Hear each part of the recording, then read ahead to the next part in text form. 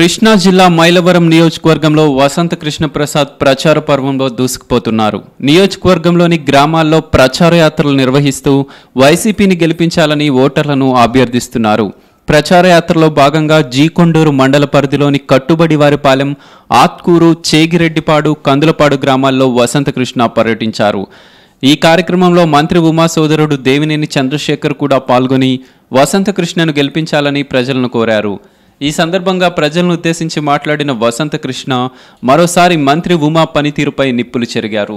స్థానిక ఎమ్మెల్యేగా 10 ఏళ్లు పనిచేసిన ఉమా గ్రామాలను ఏం అభివృద్ధి చేశారో చెప్పాలని డిమాండ్ చేశారు. ప్రజలు తనకు ఒక్క అవకాశం ఇస్తే బొడమేరు ముంపు ప్రాంతాలకు శాశ్వత పరిష్కారం చూపిస్తానని కృష్ణప్రసాద్ ఓటర్లకు హామీ ఇచ్చారు.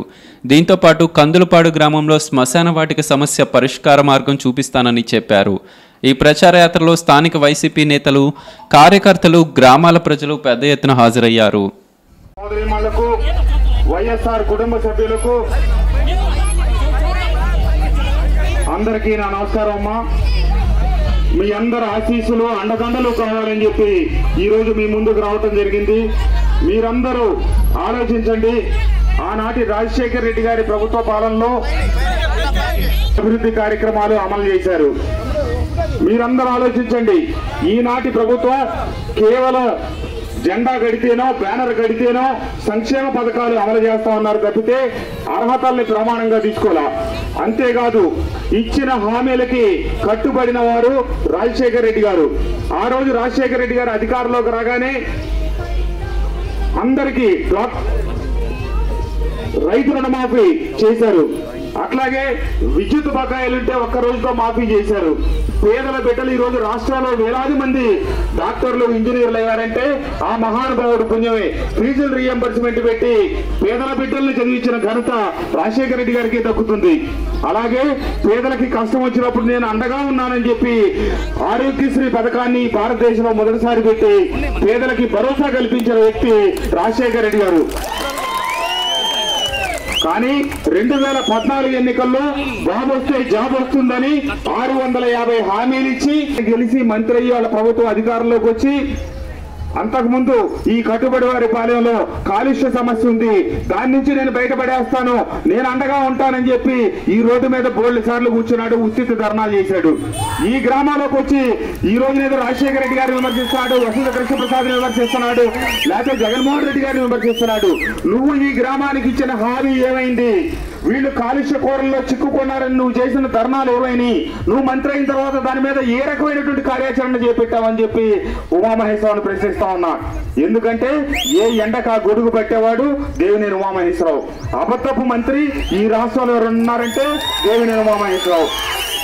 తను 10 సంవత్సరాలు శాసనసభ్యుడు, మంత్రి అయ్యి నేను మీ పుణ్యం అంట, ఈ నియోజకవర్గాల ప్రజల పుణ్యం అంట మంత్రి అయ్యి వీళ్ళకి ఏమి చేశాడో, 10 సంవత్సరాల కాలంలో ఏ మేలు అభివృద్ధి చేశాడో చెప్పుకోకుండా ఏదేదో విషయాలు చెప్తా ఉన్నాడు. ఎందుకంటే 2 సార్లు నీకు ఓట్లేసి గెలిపించిన ప్రజలు కాదని ఎక్కడో కడపకు నీళ్ళు ఇచ్చా, పులివెందులకు నీళ్ళు ఇచ్చానని చెప్పి కల్లబొల్లి మాటలు చెప్తా ఉన్నాడు. నీకు ఓట్లేసి మంత్రిని చేసిన నీ కట్టుబడివారిపాలెం గ్రామానికి నువ్వు పేదలందరికీ పక్కా ఇళ్ళు ఇచ్చావా, పట్టాలు ఇచ్చావా, మంచినీరు ఇచ్చావా అని చెప్పి నేను ప్రశ్నిస్తా ఉన్నా. మొదటి నుంచి వీళ్ళు కాలుష్యం కాలుష్యం అన్నారు. నువ్వు మంత్రి అయిన 5 సంవత్సరాల్లో ఒక్క నిమిషం, ఒక్క సందర్భం వాళ్ళకి ఉద్దేశించి ఏ చర్యలు తీసుకున్నావో ఈ గ్రామానికి వచ్చినప్పుడు చెప్పు ఉండాల్సింది ఉమామహేశ్వరరావు. ఇవన్నీ వదిలేసి గడిచిన 27 సంవత్సరాలుగా నేను వ్యాపార జీవితంలో ఉండి ఇప్పుడు నా వంతు ప్రజలకు సేవలు అందించడానికి నేను వస్తే నన్ను అవినీతి పరుడు అంటా ఉన్నాడు. ఏనాడు ఏ ప్రభుత్వ అధికార పదవి, ఏ పదవి చేపట్టని నేను అవినీతి పరున్నా, నువ్వు ఏ వ్యాపారం, వ్యవసాయం చేయకుండా గడిచిన 20 సంవత్సరాల నుంచి రాజకీయాన్ని వ్యాపారంగా చేసుకుంటా ఈ రాష్ట్రంలో అత్యంత ధనవంతుల జాబితాలో చేరిన దేవినేని ఉమామహేశ్వరరావు అవినీతి పరుడు. ప్రజలందరూ తేల్చుకోండి. 2 పర్యాయాలు గెలిపించిన దేవినేని ఉమామహేశ్వరరావు మీ గ్రామానికి, ఈ మండలానికి ఏం అభివృద్ధి చేశాడో ఒక్కసారి ఆలోచించండి. అట్లాగే సోదరీమణులారా, మన జగన్మోహన్ రెడ్డి గారు ఈ భారతదేశ చరిత్రలో ఏ నాయకుడు నడవనట్టుగా 3650 కిలోమీటర్ల పాదయాత్ర చేసి ప్రజల కష్ట సుఖాలు తెలుసుకొని 2 సంవత్సరాల క్రితం నవరత్నాలు ప్రకటించారు. వృద్ధులు, పెద్దలకి పెన్షన్ 2000 రూపాయలు ఇస్తానని ఆ రోజు చెప్పారు. తెలుగుదేశం నాయకులు అది సాధ్యపడే విషయం కాదు, అది అమలు చేయటం అసాధ్యమని. కానీ ఓటమి భయంతో చెప్పుకుంటా ఉన్నారు. సిగ్గు లేకుండా బ్యానర్లు ఫ్లెక్సీలు పెట్టి చంద్రబాబు నాయుడు గారి దేవినేని ఉమామహేశ్వరరావు అంట పెన్షన్లకి పెద్ద కొడుకంట, పేదల్ని పెద్దల్ని ఆదరించాడంట. 60 మాసాల పరిపాలనా కాలంలో 58 మాసాలు ఈ పెద్ద కొడుకు ఎవరికి కనిపించకుండా ఎన్నికలు సమీపిస్తున్న 2 మాసాలు పెద్ద కొడుకు అయితే 58 మాసాలు ఏమైంది చంద్రబాబు గారు దేవినేని ఉమామహేశ్వరరావు గారు అని చెప్పి అడుగుతా ఉన్నా. అంతేకాకుండా జగన్మోహన్ రెడ్డి గారు ఎప్పుడో 2000 ప్రకటిస్తే సాధ్యపడదని చెప్పి కేవలం ఎన్నికలు వస్తా ఉన్నాయి కాబట్టి ఈ 2 మాసాల నుంచి అమలు చేయటం మొదలెట్టారు.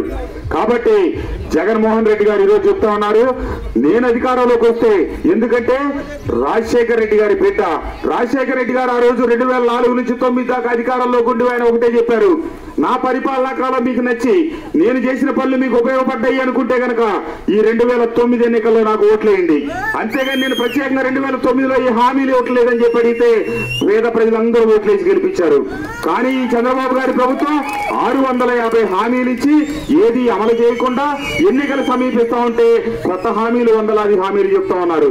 జగన్మోహన్ రెడ్డి గారి ముఖ్యమంత్రి అయితే ఎస్సీ ఎస్టీ బీసీ మహిళలందరికీ 45 సంవత్సరాలకి 3000 రూపాయలు పెన్షన్ ఇస్తారమ్మా, అట్లాగే వృద్ధులకి పెద్దలకి ఇచ్చే పెన్షన్ 3000 రూపాయలకు పెంచుతానని చెప్పి ప్రకటించారు. జగన్మోహన్ రెడ్డి గారు 2000 చేస్తానంటే 2 మాసాల నుంచి ప్రకటించి అమలు చేయటం మొదలెట్టారు. ఈ రోజు జగన్మోహన్ రెడ్డి గారు నేను 3000 రూపాయలు పెన్షన్ ఇస్తానని చెప్పి 2 మాసాల నుంచి చెప్తా ఉంటే ఈ రోజు చంద్రబాబు నాయుడు గారు కూడా మొన్న 2000 చేసి ఈ రోజు నుంచి రేపటి నుంచి నేను కూడా 3000 చేస్తానని చెప్పి కళ్ళబొల్లి మాటలు చెప్తా ఉన్నారు. అంటే వీళ్ళకి చేతగాక జగన్మోహన్ రెడ్డి గారిని అనుసరిస్తా ఉన్నారు తప్పితే జగన్మోహన్ రెడ్డి గారు అధికారంలో లేకపోయినా వీళ్ళని పరిగెత్తించి పెద్దలకి వృద్ధులకి 2000 పెన్షన్ ఇప్పించిన ఈ రోజు ఈ దేవినేని ఉమామహేశ్వరరావు 6 మాసాలకు ముందు ఇబ్రహీంపట్నం, కొండపల్లి, మైలవరం చాలా గ్రామాల్లో ఎన్ని పట్టాలు ఇచ్చాడు, ఎన్ని రోడ్లు వేయించాడు, ఈ 6 మాసాల నుంచి ఎన్ని పట్టాలు ఇచ్చాడు, ఎన్ని రోడ్లు వేసాడని అడుగుతా ఉన్నా.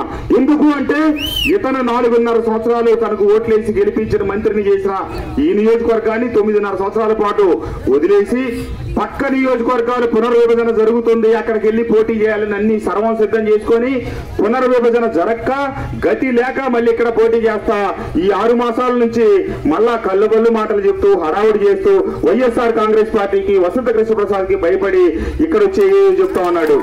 మీరందరూ ఆలోచించండి, 2 సార్లు గెలిపించిన మంత్రి ఏమి మేలు చేశాడో ఆలోచించుకొని జగన్మోహన్ రెడ్డి గారు జగనన్న ఆ రాజన్న బిడ్డ ఆడిన మాట తప్పడు, మరమ తిప్పడు. ఆ రాజశేఖర రెడ్డి గారు లాగానే ప్రతి హామీ అమలు చేస్తాడు, పేదలకు అండగా ఉంటాడు. డ్వాక్రా మహిళలకి ఈ ఎన్నికల నాటికి ఉన్నటువంటి మొత్తం బకాయిలు రద్దు చేస్తా అని చెప్పారు. ఆ రోజు రాజశేఖర రెడ్డి గారు రైతు రుణమాఫీ అంటే ఒక్క కలం పోటుతో అధికారంలోకి వచ్చిన తొలి రోజు పూర్తిగా రుణమాఫీ చేశారు. ఈ చంద్రబాబు గారు డ్వాక్రా మహిళ రుణం అన్నారు, రైతు రుణమాఫీ అన్నారు, రెండూ చేయలా. కానీ రాజశేఖర రెడ్డి గారి బిడ్డ జగన్మోహన్ రెడ్డి గారు ఆడిన మాట తప్పడు, తప్పకుండా అధికారంలోకి వచ్చి మీ అందరికీ పెన్షన్లు కానీ పేదలకు అండగా ఉంటాం కానీ సంక్షేమ అభివృద్ధి కార్యక్రమాలు ఈ నియోజకవర్గంలో కేవలం పార్టీ జెండా కడితేనో బ్యానర్ కడితేనో వాళ్ళ చుట్టూ తిరిగిన వాళ్ళకే ఇచ్చారు తప్పితే అర్హత కలిగిన పేదలందరికీ ఇవ్వలేదు.